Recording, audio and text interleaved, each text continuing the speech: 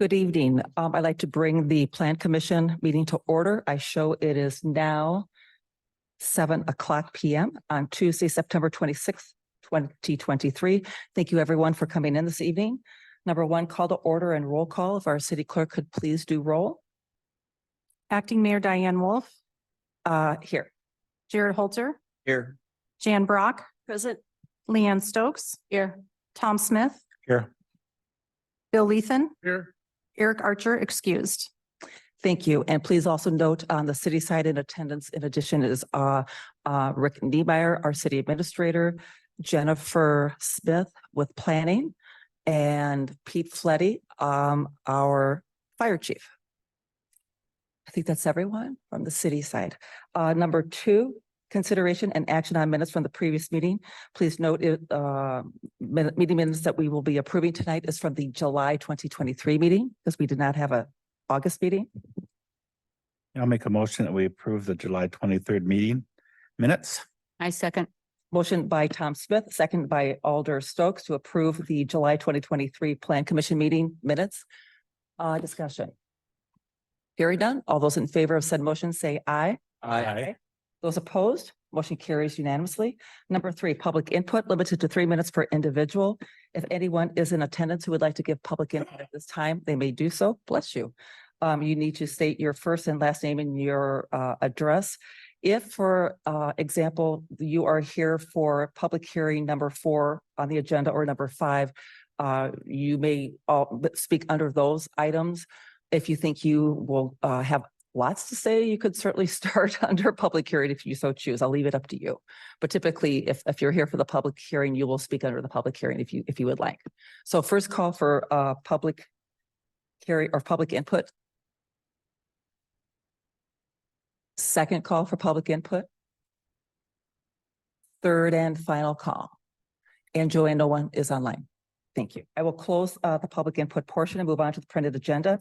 Consideration and possible action on the following items. Number 4, public hearing to amend the Bethany Lutheran Homes Planned Unit Development PUD to facilitate the proposed expansion of Bethany Lutheran Homes Eagle Crest Communities with additional site improvements and request deviations from the Unified Development Code to exceed the maximum street yard setback, exceed the maximum building height, and allow the primary building entrance to not be located on a public street at 351 Main Street, tax parcel number 18-4514-31. Applicants are Bethany Lutheran Homes and Pope Design Group.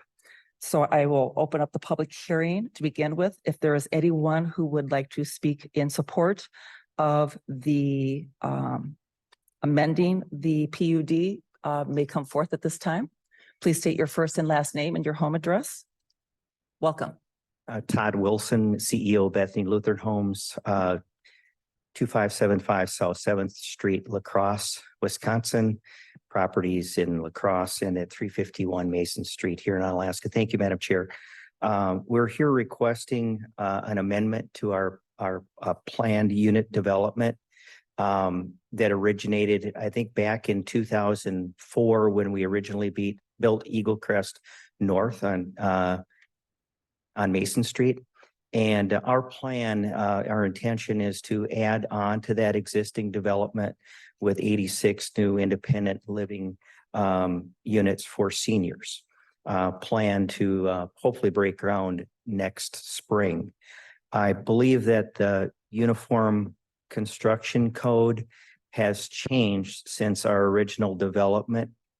And part of the, I guess, the deviations that we're requesting would allow for the existing building to conform in addition to the new building that we plan to build, including the setbacks, the height that will be at the same height as the existing building. And I believe there's one other deviation. It's set back further than I think the requirement off of a public street. So we came before the Plan Commission before, submitted a plan for rezoning to R4, which was approved.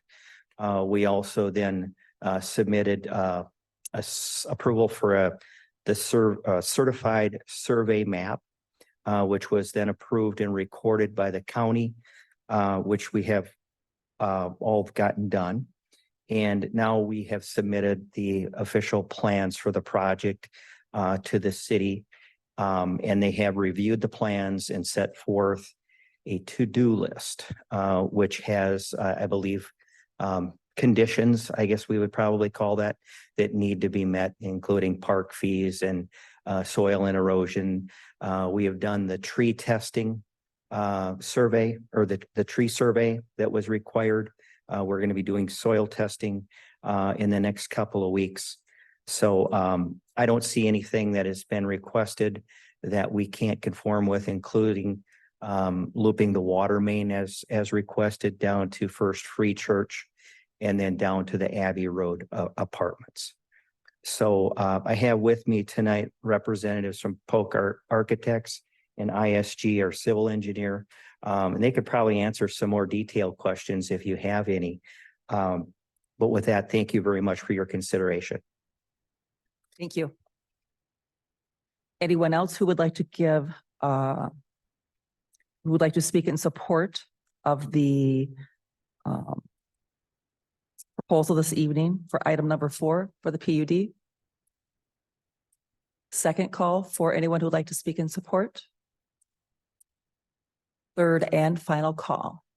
I will go ahead and close that portion of the public hearing and move on to the second half. Is there anyone here who would like to speak in opposition to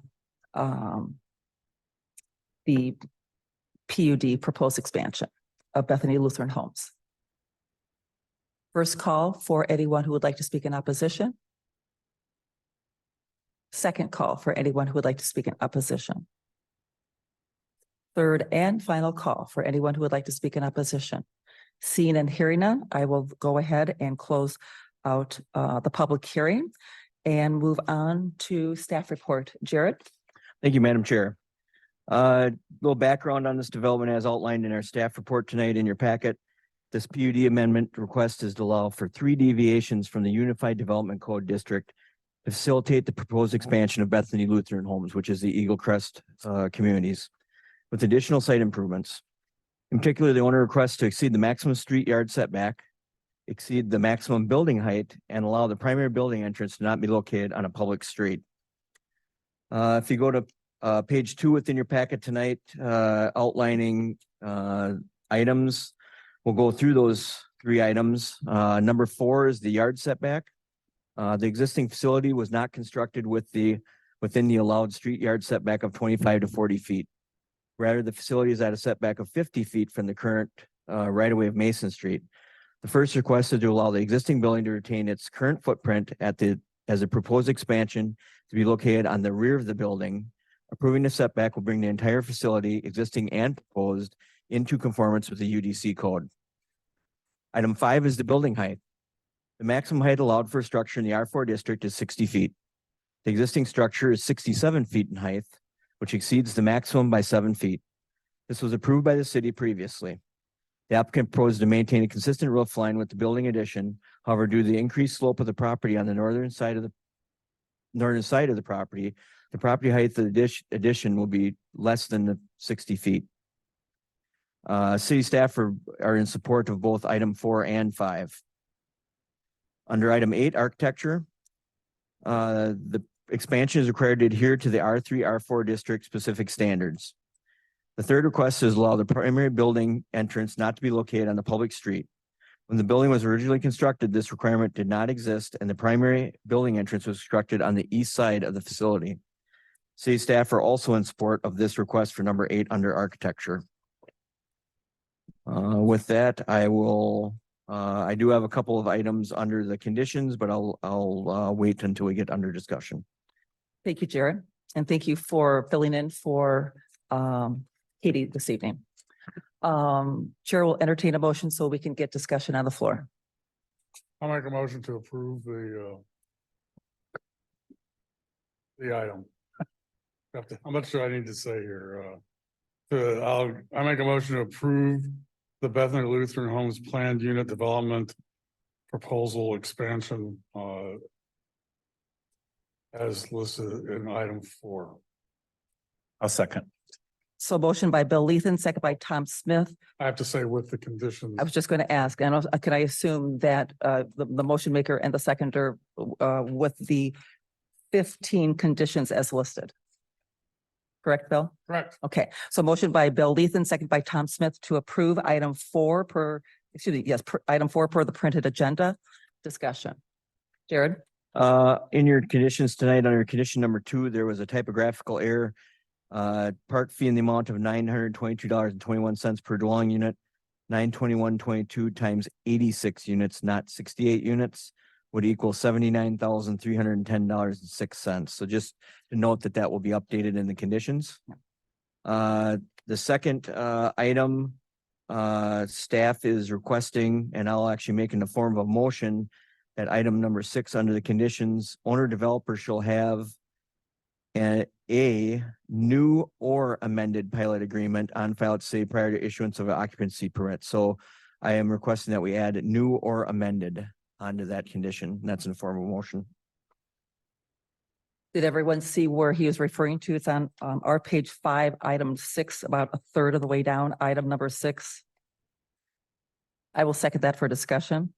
So motion by Jared Holder, second by acting Mayor Wolf to amend item 6.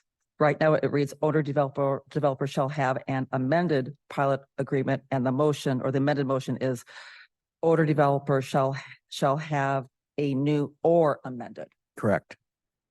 Everyone understands that? Perfect, thank you.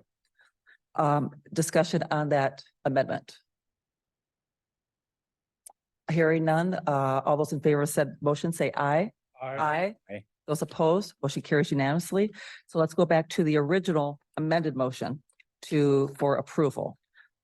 Further discussion on this item. I just have Bill? a question. I was looking at the handout here. And I can tell that the black part is the new building, but on the, What page are you on, Bill? So I'm we, on page. It's one of the Page 6 Pope pages, or page, oh, page 9, it must be Page 9. 7 or 9. It's a 3 after 9. the 6. Yeah. 9, I think it's 9. Yep. 9, okay, thank you. But there's this like black section here. And actually I went over to look at all this. This looks really nice, but I don't know. I don't understand what this is. Right here. I'm just curious. on the right. Parking. Oh, all right. Good. Parking is good. Yes. That's a good question. Yeah. Yeah. Oh, yeah. Microphone, please, or else the transcriptionist will not get anything you said. Thank you. We want to accommodate as much enclosed parking as we possibly can. Underground won't suffice to include that for probably everyone, and some people, may desire to have an individual garage. So that's what that is. Thank you. Thank you, Todd. Thank you. Any other discussion at this time? Hearing none, all those in favor of approving requested PUD, say aye. Aye. Those opposed, motion carries unanimously. Thank you so much for coming in this evening. Look forward to your expansion. Moving on to item 5, public hearing for a general development plan GDC application to create a planned unit development PUD to facilitate the construction of a new single-family residence and request 2 deviations from the Unified Development Code to increase the maximum street yard setback and allow an accessory structure, swimming pool, to be forward the front line of the principal structure for the property at 626 Pine Valley Court, tax parcel number 18-5966-0. Applicant is Kirschner Custom Builders and PRJ Trust. I will go ahead and open up the public hearing. Anyone who would like to voice support for this general development plan application may give input for support at this time. Thank you.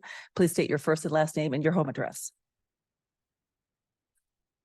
Oh, thanks for having me. My name is Martin Kirschner. I live at W 2673 Clarence Court, La Crosse, Wisconsin, 54601. Today, I'm coming to speak with you folks about a house we'd like to build in the country club. It's at the end of a cul-de-sac. The first and by far the most important issue is the setback off the street. Because this house is located at the end of the cul-de-sac, it's a very pie-shaped piece. And if we were to abide by the setback off the street, it gives us a very small envelope right to left in which to place the home. Obviously, as we move up the hill, because it's pie-shaped, we have more space right to left. And we can get to the space we need by moving up the hill. Right now, the rules are that some portion of the house needs to be within 80 feet, between 45 and 80 feet off the setback. We'd like to change that so that some portion of this home will be between 45 and 170 feet. So it is a significant ways up the hill. However, it's not on top of the hill. Even the roof line, and this is in the plans that I think have been shared with you. The roof line of the house will still be below the top of the ridge line. So even though it's up the hill relative to the other homes in this development, it's not on the very top. Also, one of the concerns, obviously, with coming up the hill is fire protection from this house. I've built other homes in this city with similar issues, and we usually are able to resolve them by either putting a fire hydrant at top of the hill or putting an in-house sprinkler system, fire suppression system, which is what we intend to do if this house gets built. We'll put an in-home fire suppression system in order to alleviate fire concerns. And in order to help out the fire department so they don't need to be so concerned about getting up the hill as quickly and as efficiently. That's the lion's share of what we'd like to do. We have a second issue with respect to a swimming pool. And I recognize the fact that this is a strange one, probably. We'd like, if possible, to put the swimming pool in the front yard. And there's two reasons for that. One is if we put it in the backyard, we're going to have to do some massive excavation in the back in order to make room for the pool and make room for drainage around the home. Because we're so far up the hill, we don't think that our swimming pool would be bothersome to the neighbors. Because frankly, it's the level of the pool will be above their homes. However, we do recognize that this is probably a atypical ask, but we'd like you to consider it, please. By far, the most important issue is the setback issue. I really appreciate you hearing me out tonight, and I'd be welcome any questions.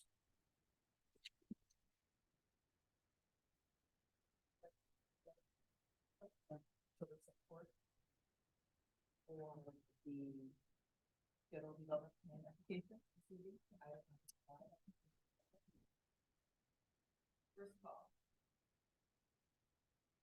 Second call for public support. Third and final call for public support. I hold that part of the public hearing. We'll on the other half of the public hearing. There's anyone in attendance who would like to speak in opposition. Go ahead and go to the first place, and then we have a This was an email received by Katie Aspenson, our planning manager, from Larry and Janie Furlong at 625 Pine Valley Court. This was sent on September 13th. Stated, we will not be able to attend the meeting on September 26th. However, we would like to give our input. We have no problems with the setback variance for the house. However, we do not agree with the swimming pool variance. We think the pool will be visible as one drives up the street. We have driven up the street many times during the winter, and with no leaves on the trees, the lot is quite visible.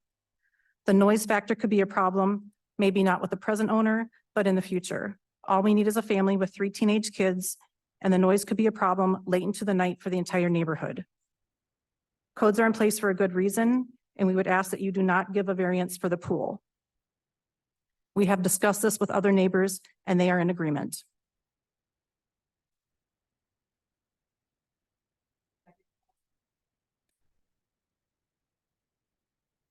Thank you, Madam Chair. I'm Randall Mosing, 604 Pine Valley Court. So I live on the opposite side of Yep, Randall Mosing. 604 Pine Valley Court. So I'm on the opposite side of the furlongs. And I rise in objection to the pool part of the proposal. Mainly for safety reasons, because I'm told it doesn't have any fencing around it. I don't know how secure the safety covers are, et cetera. But I'm also thinking about the wildlife. I see at least 10 deer a day. I don't know how often, they're passing through morning, noon and night, and whether their health could be at risk. I mean, I'm assuming they can swim, but we see raccoons, we see, everything, fox, you name it. So not opposed to the setback, not opposed to Kirchner. I think they do great work. I'm looking forward to having a neighbor finally, but and I think it's gonna actually look pretty cool up on the hill, set back a little ways. So that's my only objection is the swimming pool portion of it. And having it in the front yard just seems odd to me as a way to have a recreational area. So if I had one other objection or concern, it would be potentially the parking in the cul-de-sac. What if there's a huge party or something like that? Well, now we're taking 10, 20 spaces up in kind of a small area. I mean, the reason we moved back to Emerald Valley was its location, tranquility and peaceful and beautiful. And its proximity to the commercials of sites of Onalaska as well. So we kind of like to maintain a little bit of that quiet, peaceful neighborhood, I guess. Thank you. Call for anyone who would like to input in opposition to the federal development agency. Third and final call. Hearing that, I will go ahead and close that public hearing and go to. Thank you, Madam Chair. Background on this request, this PUD request is to allow for 2 deviations of the UDC code. In particular, the owner is requesting to exceed the maximum street yard setback and to construct an accessory structure, which is a swimming pool, in front of the front line of the principal structure or the dwelling. And on page 17, under item number 4, yard setbacks, the applicant will exceed the setback requirement for side and rear yard based on the included site plan. Previously in 2005, the Plan Commission and Common Council approved a special setback map for all properties within the second edition of Country Club Estates. This action allowed the parcels within the subdivision to increase the street yard setback from the standard 25 minimum to 45 maximum to 45-foot minimum with a maximum setback of 80 feet from the right of way. First request is a further increased street yard setback from the 80 feet to maximum of 170. The applicant requests this deviation as a means to ensure spacing between adjoining residences, as well as to preserve as much existing tree canopy coverage on the parcel, which is located within the proposed street yard setback area. Tree cover will provide additional privacy between the property owner and adjacent residences. The applicant proposes a particular driveway location to ensure that the driveway slope remains at or under 10% in the event of fire services needed, as well as a 68-foot diameter court area for a turnaround space. Additionally, the applicant proposed to install a residential fire suppression system within the residence and garage to ensure fire safety for the residents at this unit. City staff are in support of the increased street yard setback to the maximum of 170 feet. Second request is to allow applicant to construct an accessory structure, swimming pool, in front of the front line of the principal structure, the residence, as well as to not install a fence enclosure on the pool and instead utilize an automatic pool safety cover. Purpose of the request is preserve trees and natural landscaping in the rear of the residence. According to the applicant, a pool in the rear yard will require excavation, tree removal, and landscape disturbance. Based upon the proposed location and elevation, the applicant notes that the pool would not be visible by neighbors and shielded by neighboring garages. The proposed automatic pool cover would keep the swimming pool invisible from the street as the required 4-foot fence may be visible. City staff are not in support of allowing the accessory structure in front of the residence. In your packet tonight, there are 10 conditions, and the 10 conditions are including the planned unit development of 170 feet from the Pine Valley Court right of way, but not the swimming pool.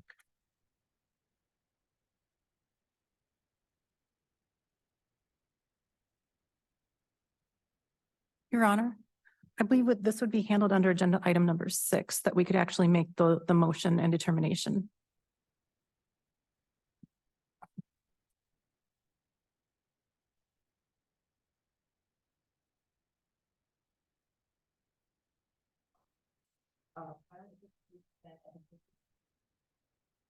Number 6, final implementation plan application to create a plan unit development PUD to facilitate the construction of a new single-family residence and request 2 deviations from the Unified Development Code to increase the maximum street yard setback to allow an accessory structure swimming pool to be forward the front line of the principal structure for the property. Excuse me. Excuse me. At 626 Pine Valley Court, tax parcel number 18-5966-0. Applicant is Kirschner Custom Builders and PRJ Trust. Now I will entertain a motion. Thank you.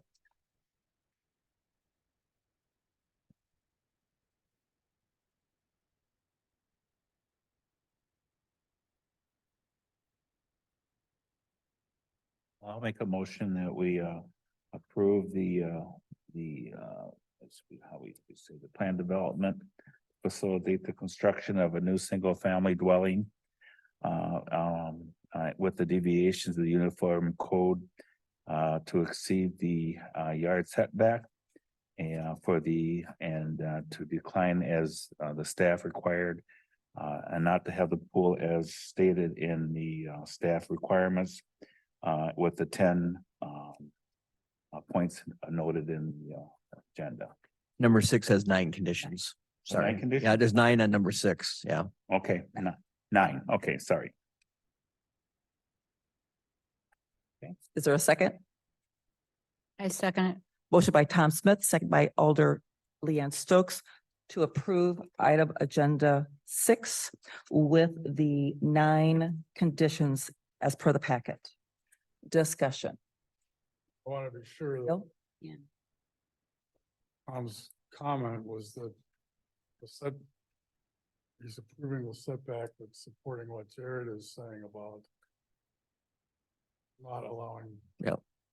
Yeah. So a positive vote for this is that. Is to approve the 9 conditions as Jared had stated. So we would be approving and saying yes to the setback, but no to the pool. Yes.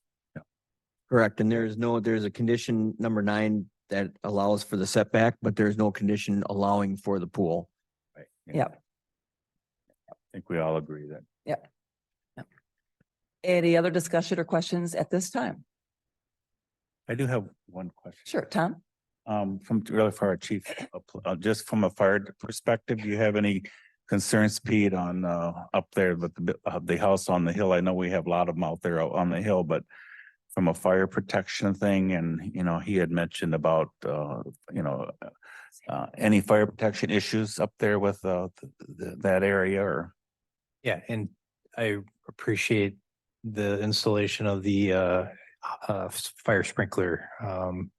That's what kind of gets us past normally the code would only allow for a 50-foot run to the house, but if you install a sprinkler system according to NFPA 13, 13D or 13R, that increases that to 150 feet.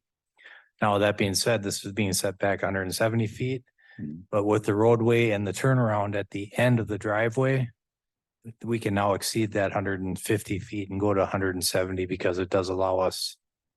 Basically, that driveway at that point counts as a fire department access road. So with all those provisions in there, we should be able to adequately protect this home. Okay, thank you, Pete. Thank you, Chief. And as a add-on to Chief's remarks, this is nothing against Chief Fletty. I'm glad you're here, but this is the one time that I wish Troy were still our chief. Because how many years, Jared, has he been preaching, that he was always for the fire suppression system in residential. So this is the one time he just missed it. So our previous fire chief of almost 30 years, he would have been very happy to hear this. So thank you for this. So any other discussion at this time? Jan? A question. So in regard to the pool, why can't the two the pool and the house be flipped. It seems like the house creates more excavation issues and there's space there. Jan, the simplest answer is we need the length of the driveway. We need to push the house that far up the hill in order to get the driveway at or under 10%. If we were to pull it forward, say 40 feet and put the pool behind, then then we don't have enough run to our driveway and it gets too steep. And I understand folks that this swimming pool thing is an odd duck. But it's my job to do other people's bidding. I understand the driveway sort of thing. We all have our jobs. Okay. Oh, but thank you. Good question, though. Any other discussion or questions at this time? Hearing none, all those in favor of approving, say aye. Those opposed, motion carries unanimously.